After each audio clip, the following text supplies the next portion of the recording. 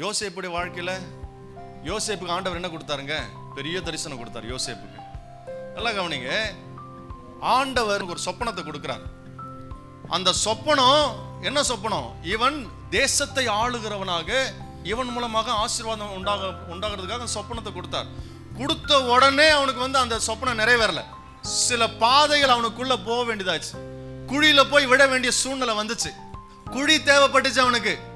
அவன் போராட்டத்துக்குள்ள போக வேண்டிய அவசியம் இருந்தது. ஜெயிலுக்குள்ள போனான். ஒண்ணுமே செய்யாதவன் ஜெயிலுக்குள்ள போனான்.